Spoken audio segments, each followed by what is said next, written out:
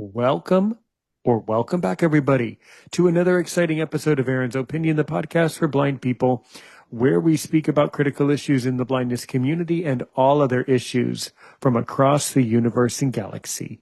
Today, Leia joins us. The page is called, or your company is called, or your idea is called The Complicated Diabetic. I don't know where I found you, but I'm glad I did. As we said yesterday, I want to really unfold your life journey. And I also want you to have all the opportunity you can to educate my global audience about, your eye condition, diabetes, and the connection between the two. So why don't you kind of walk through your life story, and I'll let you basically answer the question: who's Leah, and who's the complicated diabetic?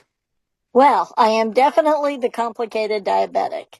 And I've had diabetes for over 20 years. I was diagnosed at 37, as well as my grandmother was diagnosed at that age, as well as my uncle, also at 37. My mom didn't get it until much later. She was in her 60s. So anyway, yes, I had this diagnosis of diabetes, and I think my mom always expected it because of my grandma. But got the diagnosis, and the first several years I was just on pills. It was called type 2 diabetes at the time. But as time progressed, I got really bored of taking my medication. About 12 years ago, I think, 10 years ago, I did that, and I got down from my weight was probably about 110, and all of a sudden I plummeted to in my 90s, which was great, and then plummeted a little bit more to my low 90s, and then suddenly I'm 72 pounds and in the hospital. So after that, they diagnosed me as a type 1.5, and that is where you're like a type 1. You are on insulin. You've got your pump, or you do the daily injections. I have an Omnipod. I have my Freestyle Libre. And so with that being said, some changes happened after that, and one of them was my vision.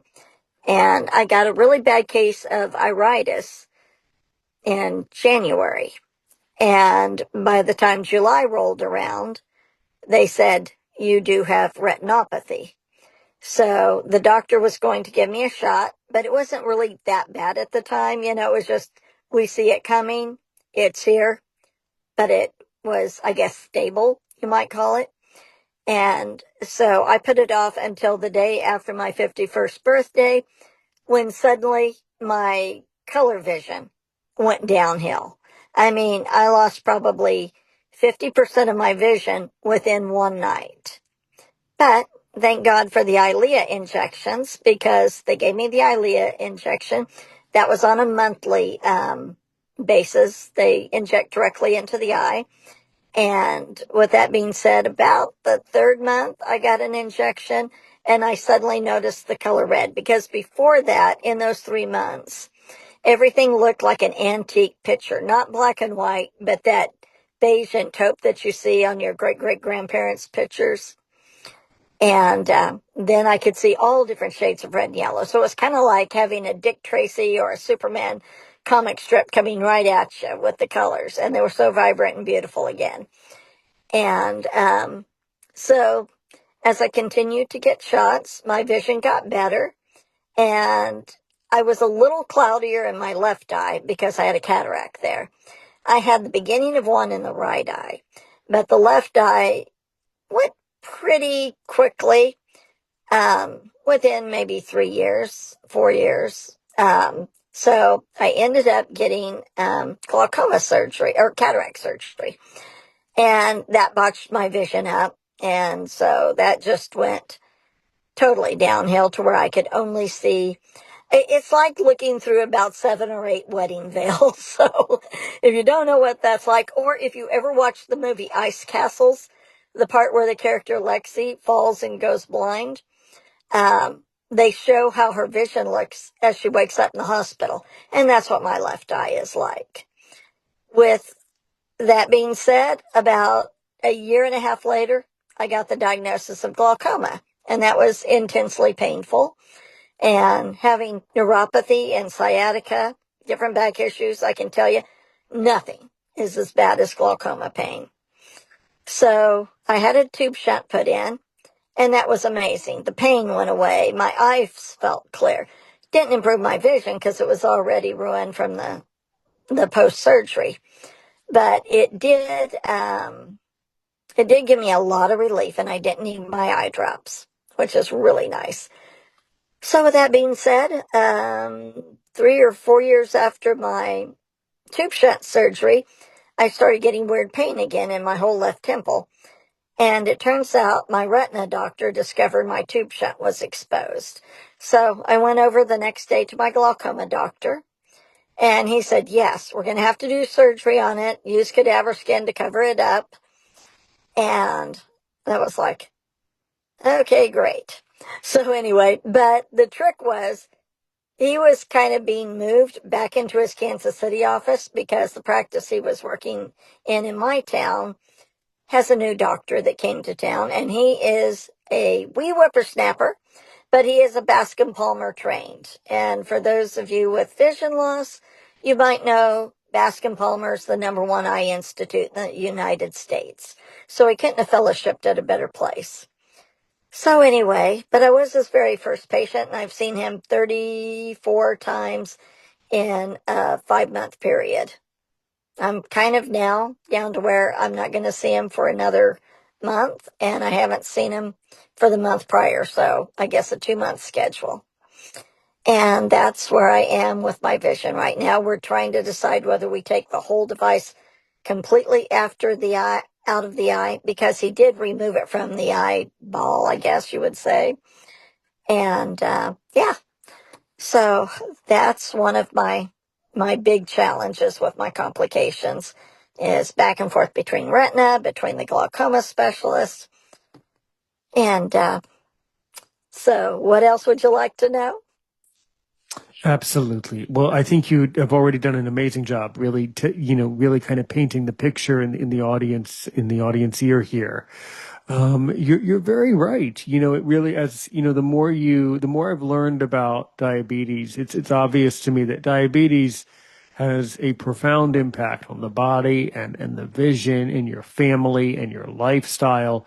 I mean, this diabetes, this is really important to talk about because it really is impactful. It's a really serious matter. I'm purely curious, Leah, before you came to Aaron's Opinion, did you ever hear my conversation with JB Lawrence? I think I did. I know the one that stands out the most is with Hannah from Blind and Bored. And that may have Okay. been how Uh, you found me because I comment on her site a lot. oh, wow. Hannah, for one thing, let's certainly mention that Blind and Bored is one of our great friends here at Aaron's Opinion. Hannah's amazing. Absolutely. From Blind and Bored. Yes. And what I wanted to mention with JB Lawrence was JB Lawrence also he was on was also he had kidney failure, I believe, and was on dialysis. So he's also had a similar journey in some respects to yours with severe health issues. Now he's great. But that one may also interest you. So yes, I mean, I've heard of these matters of diabetes really impacting people, but I mean, it seems like it not seems like in your case, it completely derailed your whole, ophthalmology situation, because you had to start going to doctors and learning about vision loss, at an older age. So this is really interesting. Absolutely. And I do hope that with all the advancements that I see every day in medicine, whether, no matter what hospital you go to, medicine is getting so advanced. I really hope we start managing diabetes better. I don't think there'll ever be a complete cure. I mean, I really don't want to be a pessimist, but it doesn't seem like it's the type of thing that can be cured or removed or eliminated from, the human, people. It just seems like an issue that people have. But if we manage it better, detect it sooner, that would be really, really helpful. Yeah. So this is deeply fascinating for sure. Yeah. So you're, as you say, a 1.5 type 1.5 diabetes. So that's like somewhere between 1 and 2, you know. Yeah. Yes. And Interesting. Mm-hmm. it's considered an autoimmune disease as well. And so there's a lot of inflammation. And of course, every time my doctor finds a new diagnosis, oh, you have inflammation in your esophagus or, Ooh la la. Oh. inflammation in your eyes. Mm-hmm. Well, it's kind of a duh. If we could get rid of inflammation, that's the real key to treating That's and curing diseases. That's true. You know what? You made a very good point. Inflammation causes a lot of discomfort, and that's a huge issue. Yes, for sure. Yes, absolutely. Yeah. Wow. Wow. Okay.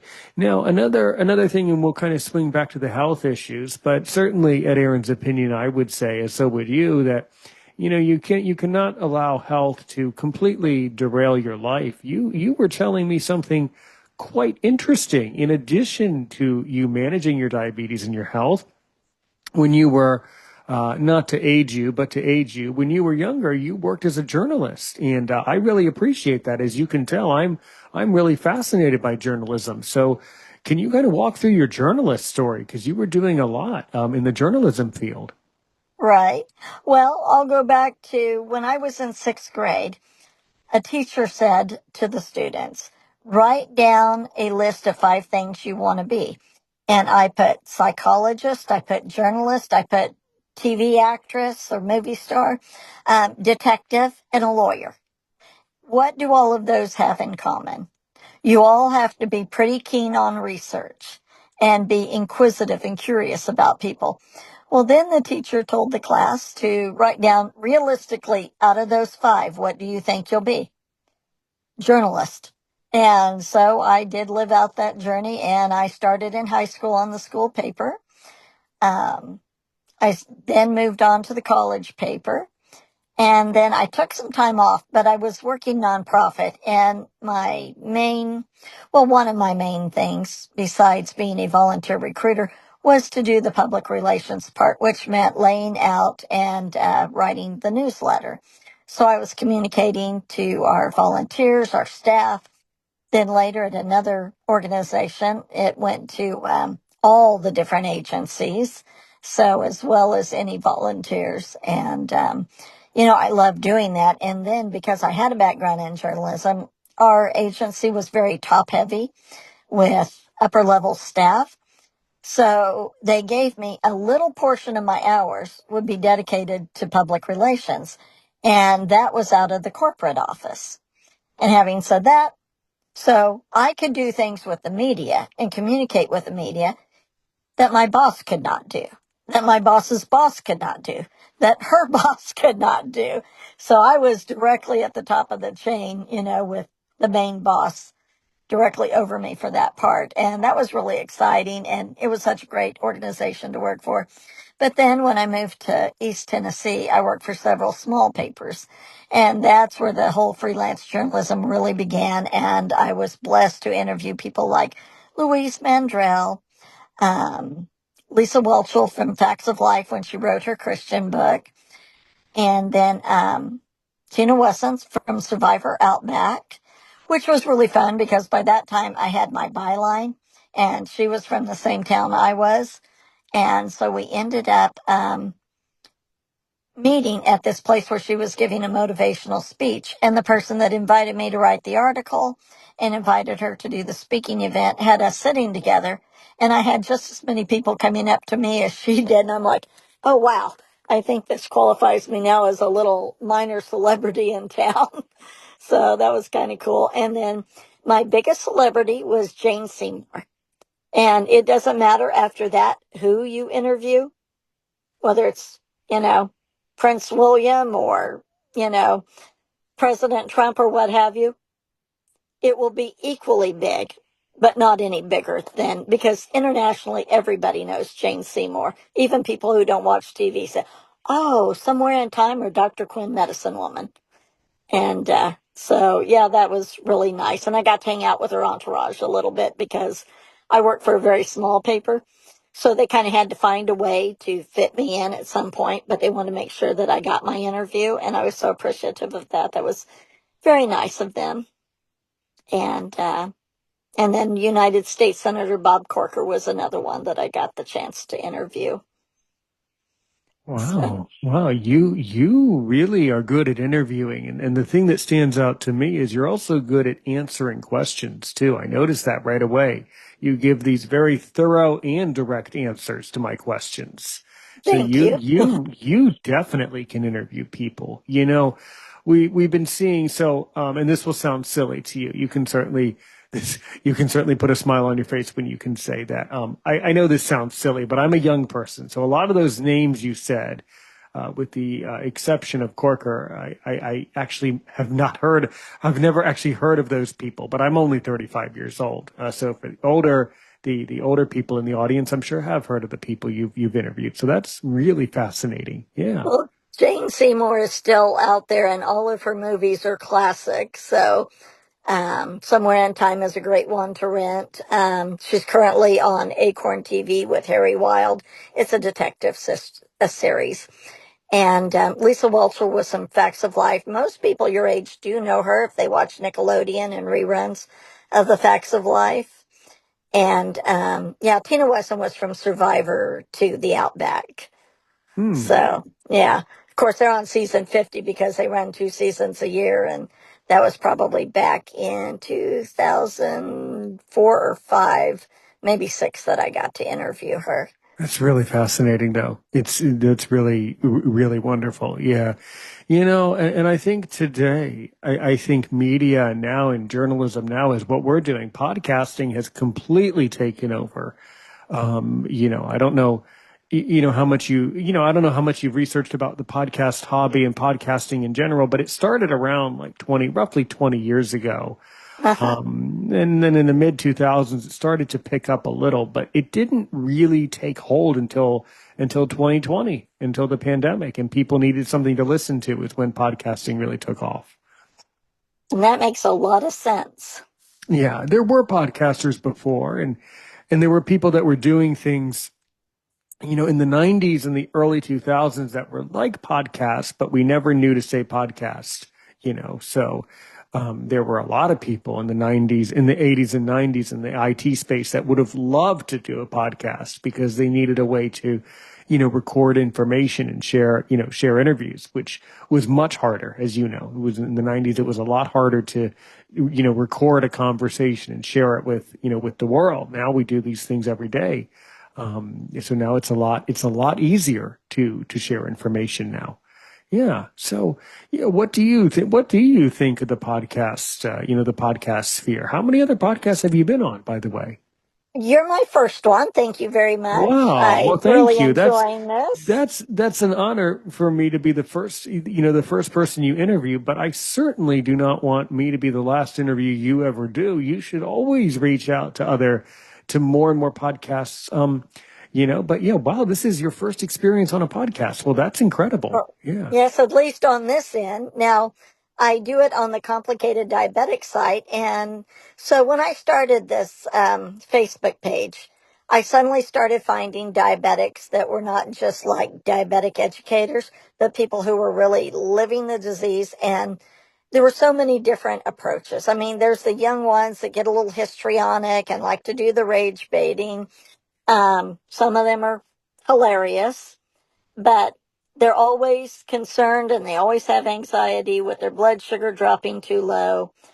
And, at this point in the game, I've got the complications and I'm just not that worried. It's not something that fills my daily thoughts necessarily. I adapt, I adjust, and like you were saying earlier, the family does too. And my 13-year-old nephew, for instance, actually has started getting it better. Well, I'll go back and say my 6-year-old nephew from the time he was little. He's always been very, careful and cautious around my eyes.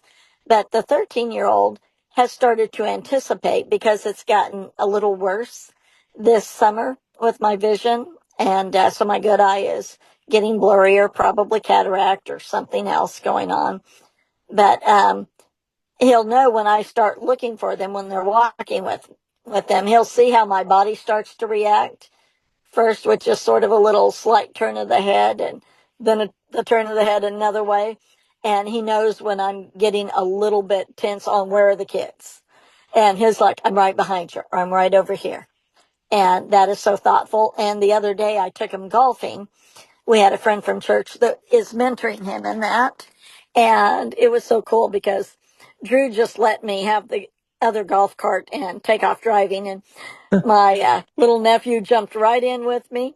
And he's like, watch out for the crack in the sidewalk. Okay, there's a hill over here. Slow down. We're going down a hill. And I was like, I know this, but the bigger crack in the sidewalk, it was big enough that I could see it. But if it had been any littler, I would have probably have went over it and it had been a little rough and bumpy and, but nothing too dangerous. And this is the first time I got to drive in over a year and a half. Because for some reason, my state thinks I should not be driving with my vision. I don't understand why.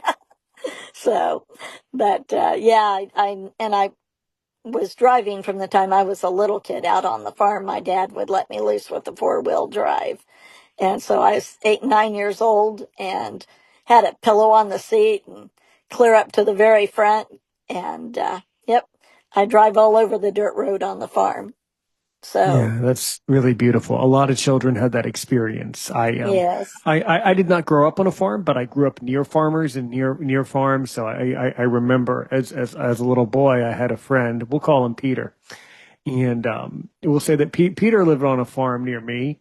And I recall that Peter was always afraid of his rooster. They had this really mean, nasty rooster.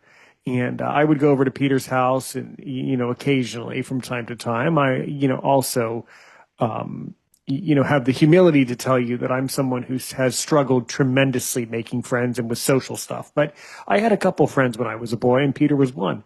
And we would go over, I'd go over there once in a while. And anytime we would collect eggs, from the chicken coop, he would bring his BB gun. And and I understood it, but I recall that my parents asked him, they said, Peter, you're just going to get the eggs. What's the BB gun for? He says, for the rooster. Oh, I was going to say it probably doubled too as a nice deterrent when snakes come out of those That too. nests. That too. But that boy, looking back on it, man, he was doing some cool stuff. And then they would let him mow the grass. And I remember coming home and saying, "Hey, Mom, can I mow the grass?" No. You know, and then I said, but Peter gets to do it. And then my parents said, well, Peter lives on a farm, and plus my parents said, we don't really agree with that. We know that that's common for farmers to do that with their children. That's extremely common and acceptable for farmers, but we're not a farmer. We don't need trips to the hospital. But no, many children have a beautiful life. I think farming's, you know who else, you know who else I interviewed? If you want to know everything about farming, I interviewed, Jason Duck Barber. You know who that is, right? uh, I interviewed Duck too. He's incredible. He'll tell you everything about farming. And so yeah, that's all really good. But yeah, I think farming's a beautiful way to grow up. I think now, did you grow up? I mean, we're jumping around here. You've mentioned several states. So did you grow up in Tennessee, Kansas? What part of the country did you actually grow up in? Kansas, You but grew I up in had Kansas. southern roots through my parents and lived for 13 years in East Tennessee. But when my late husband developed his glioblastoma, we moved back here to have help. Oh And then my my dad was sick with emphysema and heart disease, so he was goodness. going down. So they died 8 months apart. Oh, And I'm sorry. Boy, so, you've dealt with a lot of health issues. No pun intended. You've overcome you have to deal with a lot of different health things throughout your life. Wow, that's really interesting. Yeah. yeah, we are a multi-family one-stop hospital trip. Okay. I was thinking that. I just didn't want to say that out loud. Those are the words I was thinking. I just didn't know that I didn't know I should be the one to say it. I could have said that for you. Yeah, totally. You guys are you so are you like the type of family that like when you go to the hospital, they're like, "Hi, how are you? Hi, welcome back. What brings you in today?" Well, Right?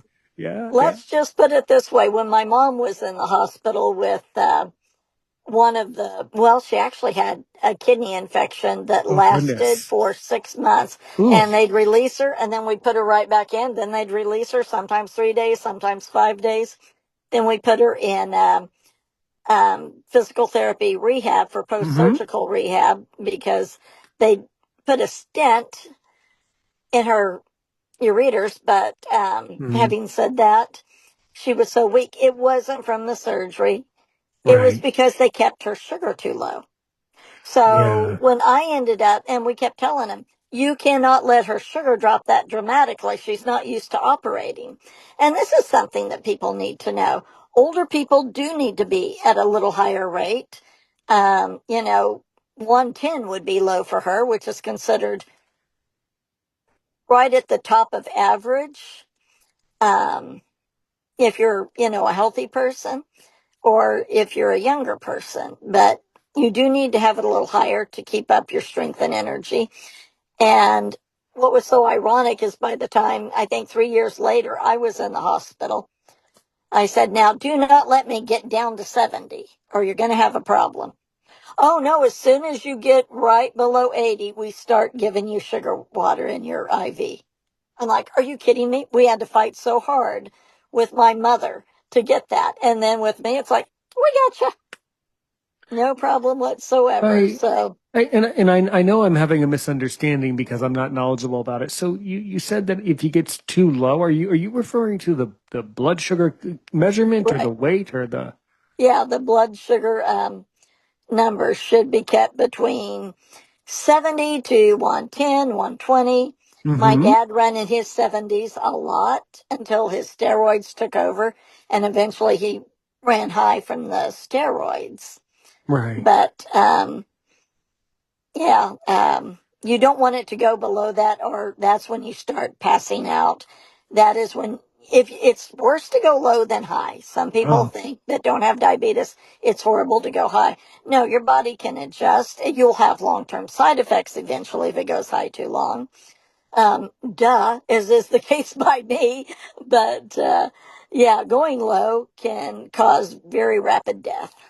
Ooh, And boy. that's why the people on the Facebook pages panic and freak out a lot because if you're asleep and you drop and you Mm-hmm. can't get up to get your sugar um, intake up, and these are people that are very experienced with their diabetes, but some people at night do drop really low, and then you wake up and then they call it the eat the refrigerator syndrome, and you just jam every piece of candy, cake, peanut butter, honey, whatever you can get to bring it back up. And then the next thing you're in your 300s, 400s, and your alarm is screaming, too high, too high. Got it. And Yeah. so it's always a roller coaster. Some doctors have Mm. said, like my uncle's doctor would tell him, that he would rather see him high but stable than up and down like the roller coaster. So if he was running consistently in his 200s, he thought that was safer for him.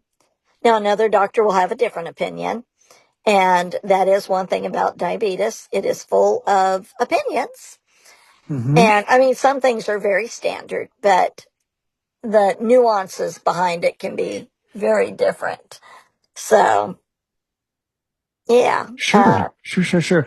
Thank you for giving me knowledge. Thank you for educating me about it further because now that you explained it to me like a roller coaster, that's really relatable to me. Like that's a really tangible way for a blind person to understand, because when we don't have these health problems that you're saying, if a person doesn't have diabetes, fortunately I do not. Of all the problems I have, diabetes is not one. I always take care of my health. Even still, I'm very overly strict about that. Yet it's good to use an analogy like that to help me to understand because that was the clearest explanation anybody's given. So thank you for just explaining it like a roller coaster. So yeah, you want your blood sugar, your blood to be balanced is what it comes down to. Not too high, not too low, just somewhere in the Goldilocks zone, just right. Uh-huh. Yeah, right, right.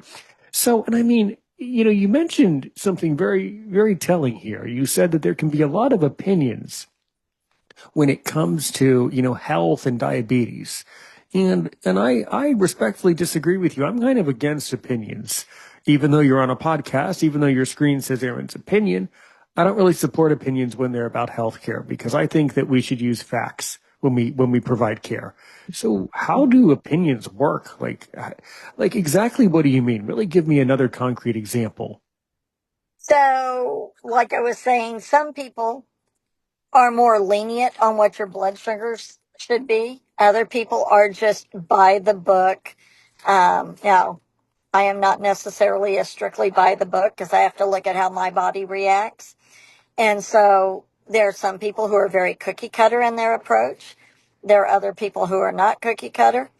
And as some person who is not cookie cutter, I've outlived a lot of people who are cookie cutter. So, and that's doctors. And so, but you know, different opinion. There are the doctors themselves might have a different approach. Like I said, my uncle's doctor had one approach, but some other doctor might not agree. Same with my Leia injections. So that's another incident where one of my doctors that I'd had for a decade ended up getting transferred back to, or not transferred, but he didn't have to travel out to our town. And so he gave me shots every 4 months. These newer doctors that I've been transferred to don't think it's necessary. But my other doctor had an opinion that yes, it was a good prevention to do the injections. But he did tell me, depending on which doctor that I transferred to, I would get, possibly a different approach to my health care. Hmm. Understood. Yeah, absolutely. I can sort of understand that to some degree, but I really think that with all the technology we have and all the knowledge that we have, I sort of understand where doctors say, well, in my medical opinion, which is fine, that's perfectly acceptable to say my medical opinion is. But when they say my medical opinion is, the next sentence should be, I think this because the facts show me, A, B, C, like that. So I sort of support opinions, but I think as long as they're based in fact, based in medical fact, that's And perfectly fine. Yeah, and a lot of them are based on how much experience they have and how they've seen things not react to those cookie cutter facts. sure, sure. Um, no, they're like, I'm going to put some common sense because science doesn't always put common sense. They just look at a specific research goal. And as a journalist, you can stack a story. You can also stack your research, Hmm.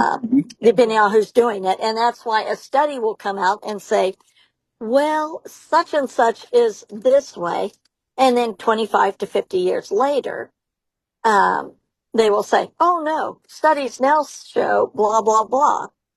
And one thing is they used to do surgeries on babies because babies didn't feel pain without giving them an anesthesia. Yeah, I don't What? know who's ever had a sick baby and come up with that conclusion, but that was not uncommon in the old days That doesn't really to make have any that. sense. I can tell you that I had many surgeries in my life. Many were when I was a Right. baby, and I'm It, certainly sure that considering how fussy and uncooperative I was as a toddler and an infant, um, saying, "Hey, Aaron, honey, can you just behave and hold still on the table?" I promise I never would have. I've actually and never this heard that was sentence in my life. right. So, Nobody would have, but this was an old thing, before any of our time. Back in mhm. the 1700s. Oh, sure, sure, sure, sure. Yes, back in the 16 and 1700s, it was worthwhile to perform surgery, on a baby in that way because there was truly no other way to anesthetize back then. There was, if you look through society, if you look through history, and I'm not afraid to tell you, Leah, I love history. You could come and just say, "Hey, Aaron, can we talk about history today?" Yes, I love talking history. When you really look back at history over the years, over the centuries, hundreds of years ago, I mean, they were doing surgeries in Rome and ancient Greece. They Um, were. they certainly were, and some of them, most of them were not applicable to what we do today. The most interesting thing, though, is how close they came a couple of times. They, even thousands of years ago, they knew about the body. They knew what they wanted to do. They couldn't always do it, but they obviously had an idea of what they wanted as a result. They would, actually, in ancient Well, in the old times, they would get the person drunk. Yeah, Hundreds, thousands of years ago, they would just get you drunk. They would also make you eat a lot and get you drunk, and then they would hold you down. they'd Um, also do that in every Western movie that ever was. That's yeah, how the cowboys stopped I themselves. don't know why they portray it that way, but it does seem to be portrayed that way. I think I think the reality is, yeah, that went on for quite a while, up until I suppose the 1950s when anesthesia became a thing, right? Yep. Around that decade, the 50s, when they started to be able to do it, I think. Yeah, right after the Korean War, they started to be able to put people under, and yeah. Um, but no, I mean, if you look through history, we've been doing surgeries forever on people, Yes. and some were successful, And actually. Yeah, have you researched how they did glaucoma surgery back in the 1800s, the first glaucoma surgeries? I didn't, but it sounds like you did. Tell us how. Well, I would have to look it up again, but it was pretty barbaric, some of the approaches that they took. But that was just practicing, thus the word medical practice. And so, anyway, yeah, there were three different kinds, and about every decade, I can't remember when, I think it was maybe the 60s or 70s when they started refining it in the 1960s, 70s, or even the 80s, because so much of the stuff that is done today, especially with diabetes and with eye vision issues, um, has not or has exploded immensely since the 1990s. And they've just been polishing it every so many years, at a much more rapid pace than what they could ever do before. Right. Absolutely. Yeah, as a baby, I had to have many surgeries on my eyes. Many of them, some of those surgeries would be done today to a baby, others wouldn't, but each decade, each generation lives the best they can. At the time, that's how they did it. Um, but but I'm sure I had to go under for anesthesia on all those. They Oh, they yeah. they never said let him stay awake. That's Right. generally not even done now. I mean, there's some cases for Yeah, certain not before. procedures, you can have some sedation, but it would be pretty unusual to say stay awake. But yeah, it does depend on the procedure, and the type of situation. Yeah. Hmm.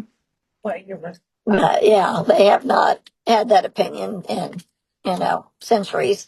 But yeah, things have definitely, even my eye surgeries, it's funny because my cataract surgery, I was very much awake, but I could feel it.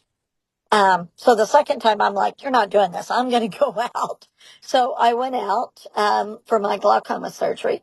But then when I had my tube shunt, removed from the eyeball, they did the same kind of anesthesia or sedation. It wasn't even anesthesia that, we did for my, cataract.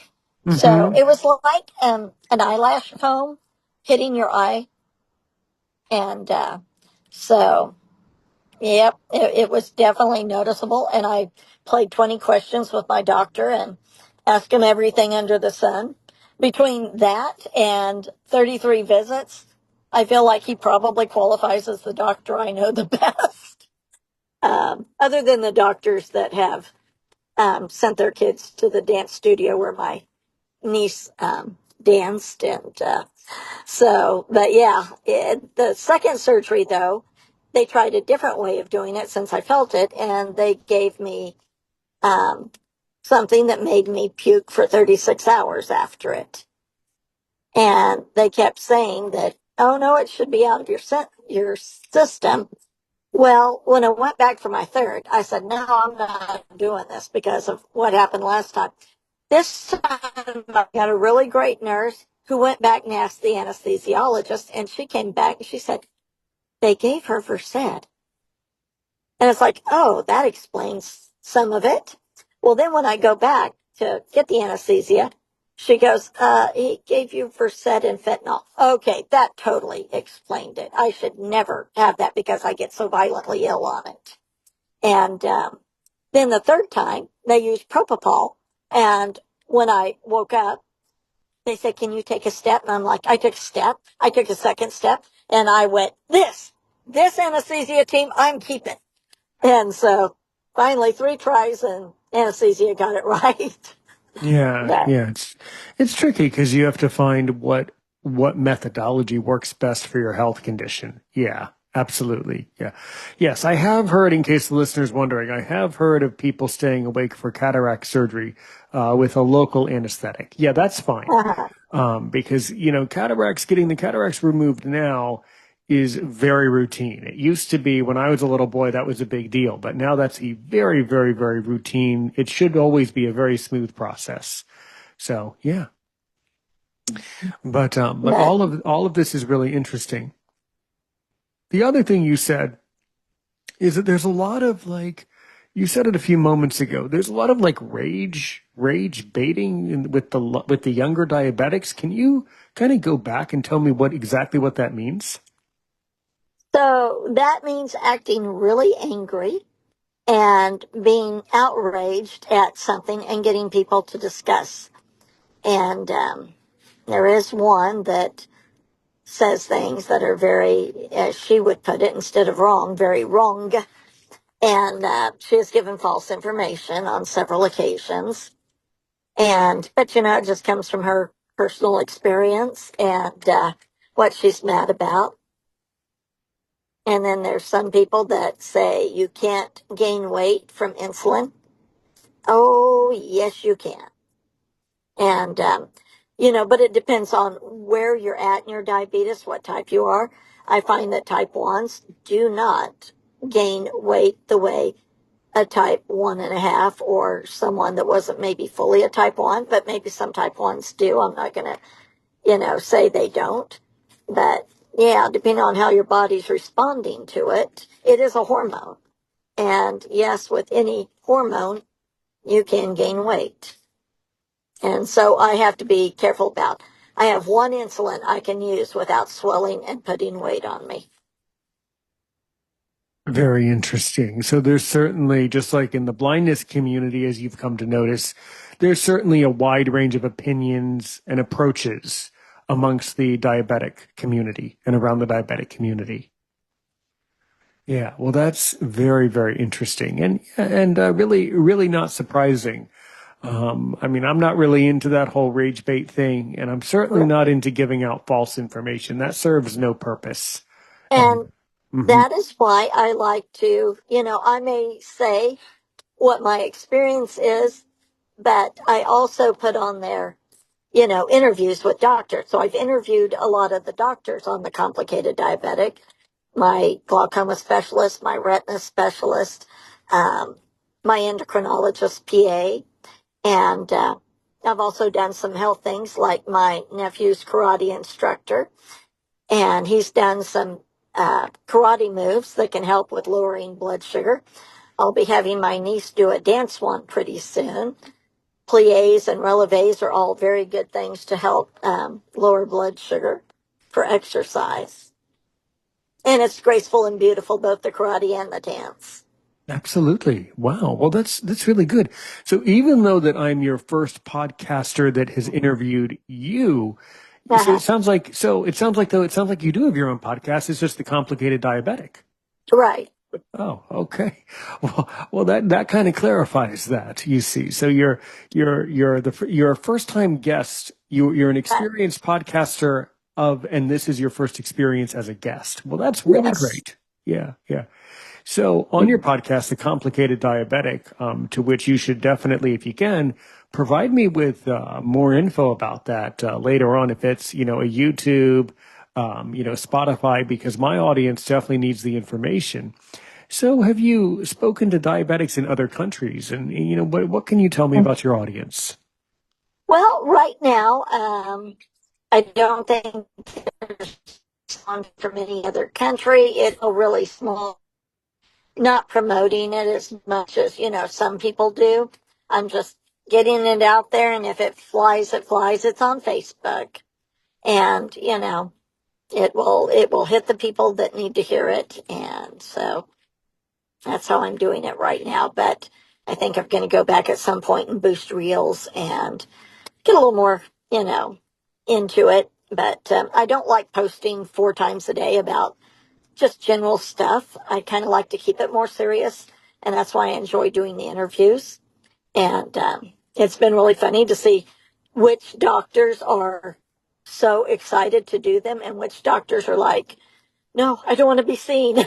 So, It interests me greatly that you have interviewed doctors, and I appreciate that. I can understand where I can understand where a doctor wouldn't want to talk to a journalist. It's kind of a joke that patients have about doctors, but it's kind of a true joke. Doctors are afraid of attorneys and they're afraid of journalists. So I don't know how you got them to talk to you. I don't know how did you get them to fall for that? What did you pretend not to be a journalist, or what well, story what was your what was your cover story?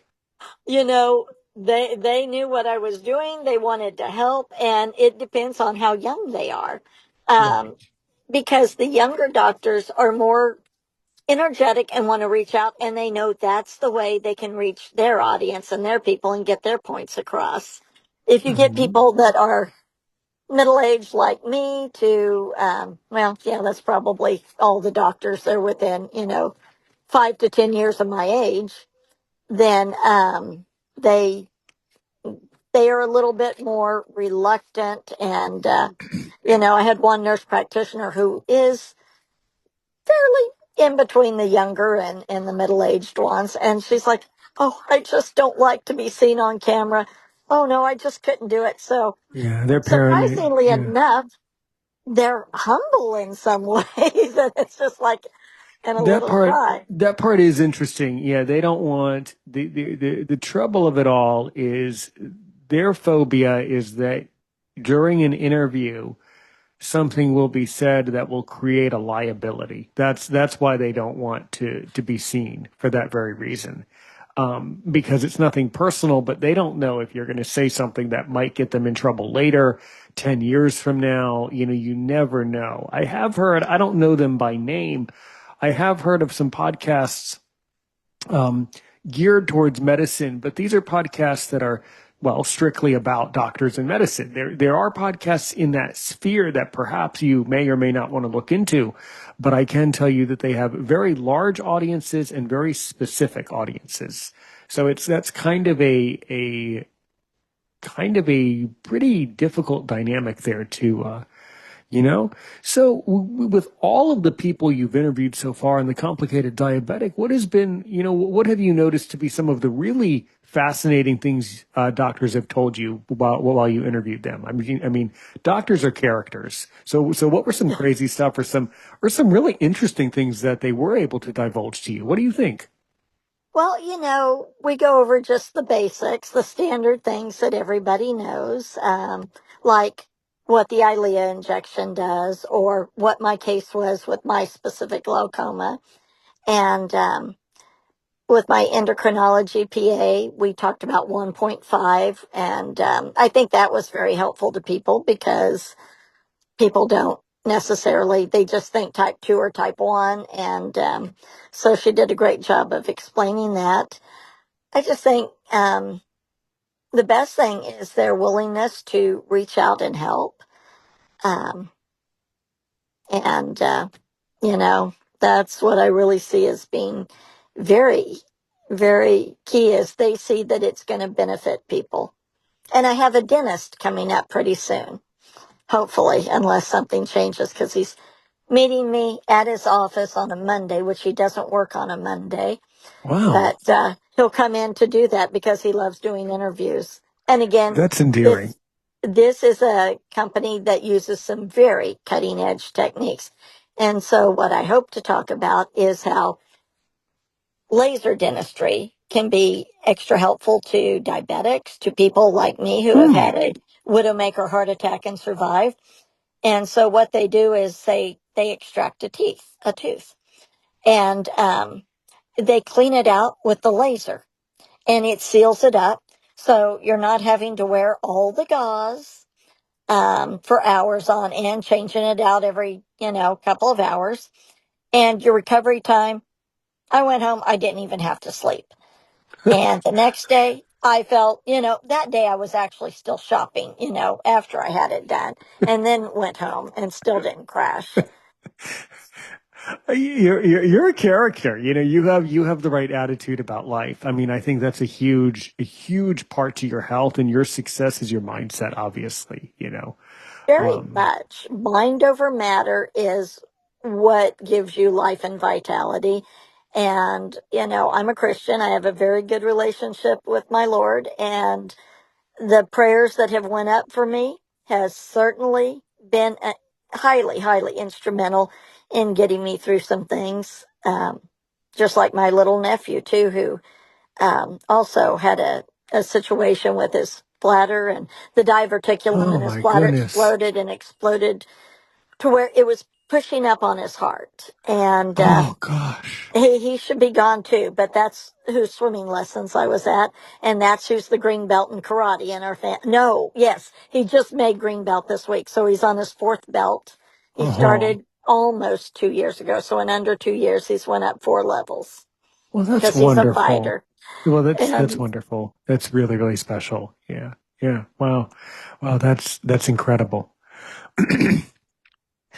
Yeah, it's no, I completely, I believe it's like, I'm suspicious that health is, a lot of it is mind over matter. And I would argue that it's a pretty even balance, about 65% or even 70% the mind, and the other remaining percent is, of course, the health and the family history. But I think a lot of it's attitude. I am right, very suspicious of it. Yeah. Also, the environment that you grew up in and the environment that you live and the weather, and there's a lot of factors behind all of that. Yeah. Well, that's really, really incredible. You have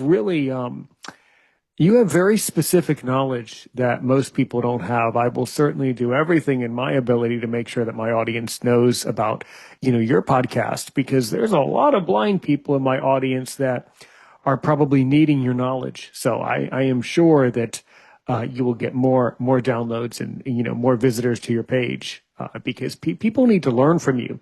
Your knowledge, Leah, the knowledge you have is important, but it's also very specific. It's a very specific thing. It's a very niche section that is not always talked about, and it should be. So really, really good. Yeah.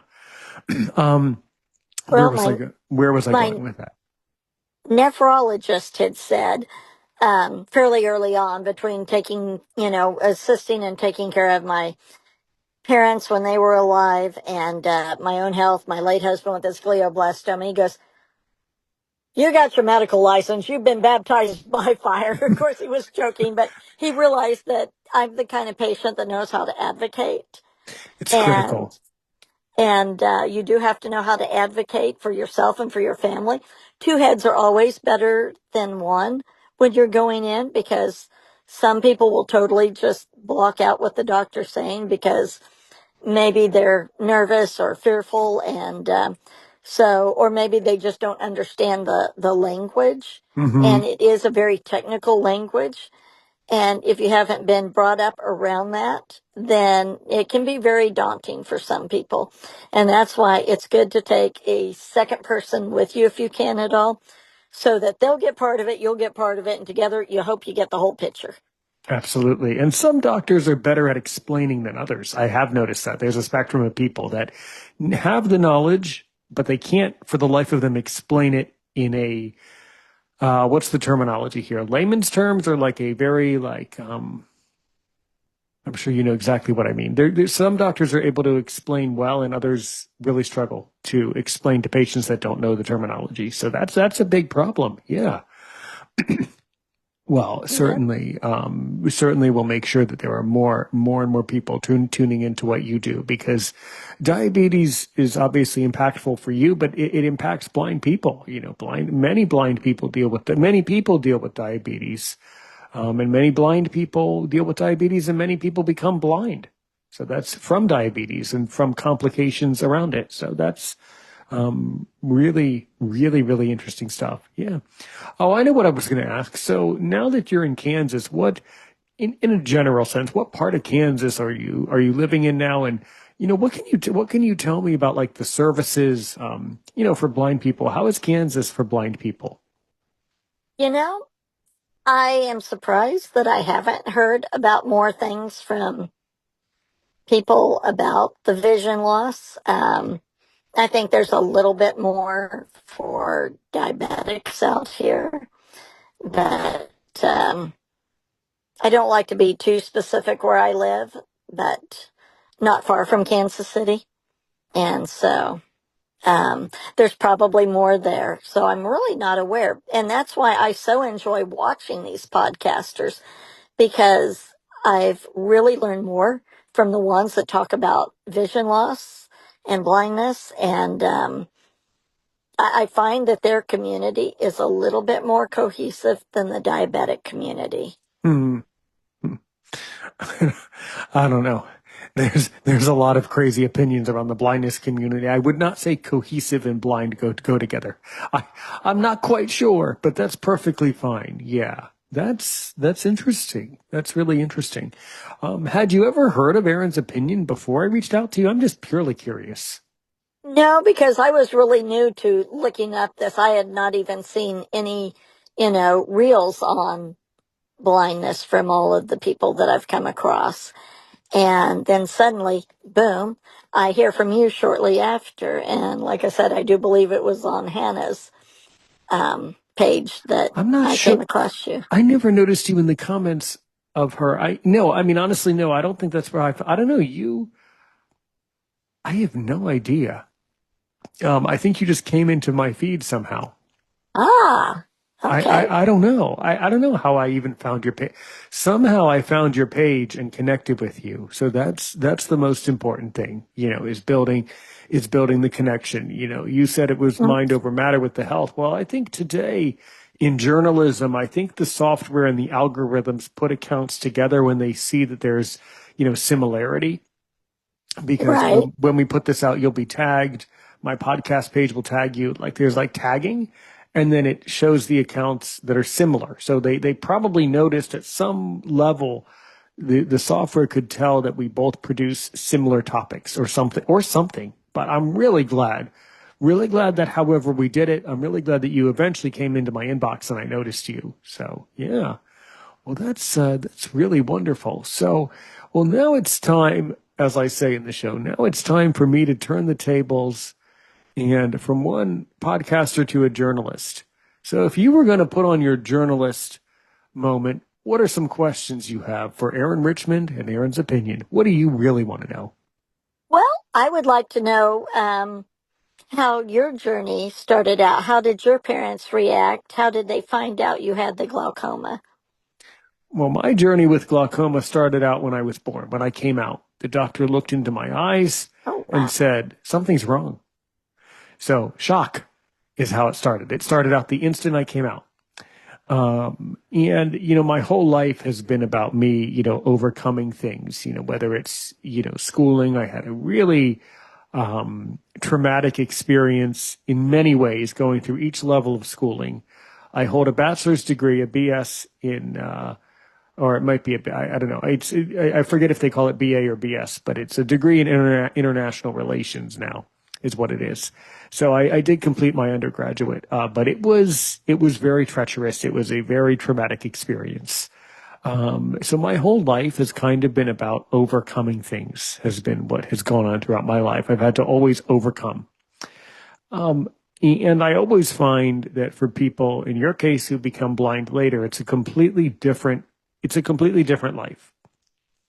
Because unless I was confused, which I could have been, it sounded like you started out sighted and then as your health changed throughout your life, you became blind when you were older, which really is not comparable to someone who starts out being blind as a baby.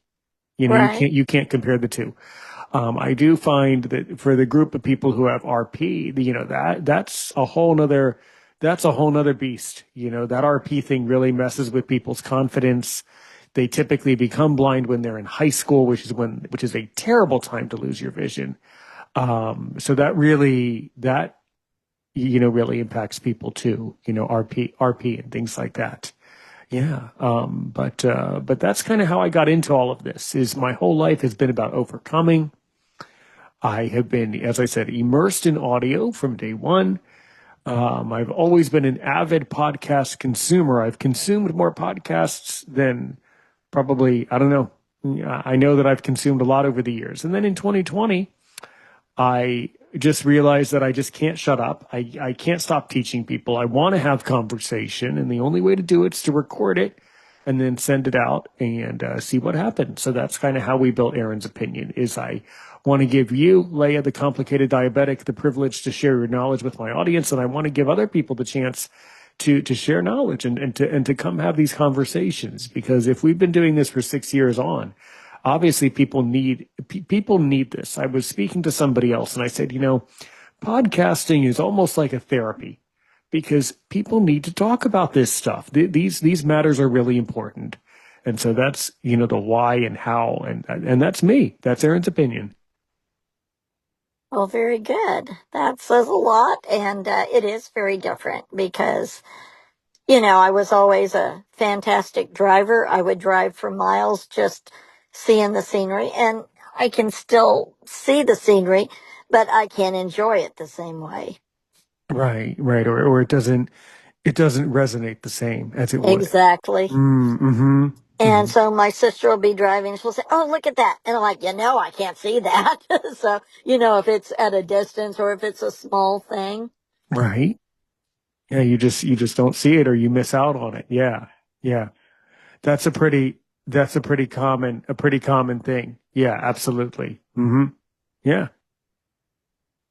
But yeah, and to Um, be so sure-footed, and we live out in the country, so there was a snake on the deck the other day, I love and snakes. my dog walked out, who's a pit bull. My nephew walked out. I walked out. I got about 4 feet away from the door, and I turned around and looked at what looked like to me a squiggly oil stain. And I'm like, wait a second. There is no reason for squiggly oil to be on this part of the deck. So I took my Mm-hmm. iPhone, took a picture, zoomed in on it, and then, you know, pushed it up to get bigger once the picture came through. And it's like, yeah, that's kind of what I thought it was. And it was a water snake, just a simple water snake. Oh, And just a simple, probably that sounds like a garter, perhaps is what that was. Some sort of a garter snake. Yeah. not a garter, but an actual, but not a water moccasin. That's what I was wondering, because the water moccasin is one of the most feared snakes in the country. That's a serious Exactly. thing. It's Yeah. very, Yeah, very yeah, bad. But yeah. yeah, it crawled down as soon as it was there, I spent about 3 minutes staring at it. I sent it to my brother-in-law.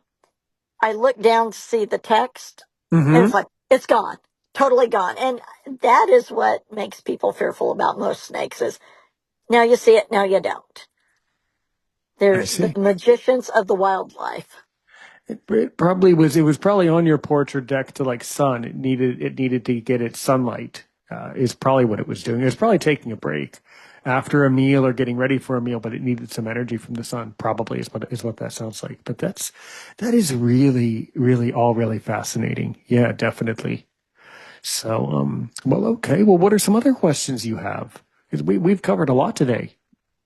So why did you decide to get your degree in international relations? Well, that's a really perfect question to ask me. As a boy, when I was going through schooling, as I said, history was always my favorite thing, and I remember as a boy, other people my age, because I didn't really have friends growing up, except for Peter with the BB gun for the rooster, except for him and a couple others scattered throughout. I recall that I was always aware of news and media, whether right or left, somewhere in between. I was always the type of kid that would ask my parents, well, what's going on? Who are those people in Washington D.C.? What's going on in other countries? And we had traveled several times. When I was a child, we had gone overseas a couple of times, and I think that really started to kind of spark my interest in what goes on in other countries. Then I learned French, and now I'm a fluent French speaker. I've actually interviewed a couple of French people, not many, but I've interviewed a couple of them over the years. And so by the time I got to university, I wanted to study something where I would, be able to learn about other countries and the way countries work and the way governance works and things like that. So that was one of my interest. Oh, over time, I discovered that I'm actually not interested in that at all, really. I'm interested in education, language acquisition, podcasting, journalism. Like I discovered that I'm interested in other things. But, when you go through university when you're 18, 19, you don't really know what's going on. You don't really know what you want. But it's very interesting. I always use my interest in other countries to connect with guests in other countries. I've interviewed people all over the world, and so it's always good to know what's going on, outside of your bubble. I fear that there are far too many Americans who are oblivious to what goes on in other countries, and I think people should know. It builds your life. It helps you to put things into perspective. So that's why. Uh-huh. Have you thought about doing a podcast on international politics? I have to some extent. I've done. Those topics have come up naturally in conversations. I haven't specifically produced an episode about that topic. But I've produced episodes over the years about almost everything. I've covered religion. I've covered philosophy. I've covered, I don't know, everything from pigeons, parrots, cooking. I've covered a lot of topics actually over the years. But I do find that as topics appear, in a conversation, I do find that those are great segues. So, I've never specifically spoken about what goes on internationally, but it almost always comes up, especially when the guest is living in another country. We always talk about their country or what's going on there. And shockingly, blind people or people with disabilities have just as many problems as we do here. And if anything, they have far more problems. So that's why. Yeah. Yeah. There is a blind podcaster that plays soccer. And he's from England. He's very fascinating to listen to. So I don't know if you've reached out to him yet, but he would definitely be a good one. Never heard. I would love to be put in touch, or I'd love to know who it is. I have no idea who it is. I would love to interview them. I don't remember off the top of my head, but I'll send you a message on who he is when I find him again. Sure, when he comes back into your... See, that's why we have these conversations, because there's a lot more people that are not having their stories heard or who are not visible because they're not getting onto enough podcasts. So, yeah. So that is a pretty severe thing. Mm-hmm. Yeah. Well, that's really interesting. Have you interviewed anybody from other countries, by the way, on your own podcast? No, not at this point. Okay, well, that's all interesting. I think it would, eventually I'm sure you will, because you'll find that from country to country, they practice medicine differently. They have different approaches and different opinions, but all really, really excellent and all really good, So anyway, as we walk to the end of a beautiful conversation, so if somebody wants to get in touch with the complicated diabetic, hey, let's say they have diabetes, let's say they're blind, or let's say they're both, how can you be reached? Just go to Facebook and look up the complicated diabetic. Okay, well, we will certainly put that in the episode notes. And it was really, really great having you here. As we say, please don't hang up. I got to talk to you for another 30 seconds. But anyway, do you have any parting words for the audience today? Anything else you want to say at the end here? Oh, I guess just like and follow the complicated diabetic. And I also hope to have a child on or a child's parent to talk about childhood diabetes. So that is one of my goals. Okay, that's an excellent goal. And as I said, that's also very specific. That's a very subtle thing. That's a very specific thing. Yeah, okay. Well, anyway, she's Leia, the complicated diabetic. I'm Aaron Richmond, Aaron's Opinion. That was a fascinating conversation today, and we will certainly be back soon. Until then, be well, everybody. Keep podcasting, stay healthy, and of course, until next time, always remember and never forget, help one person today, help 1 million people tomorrow.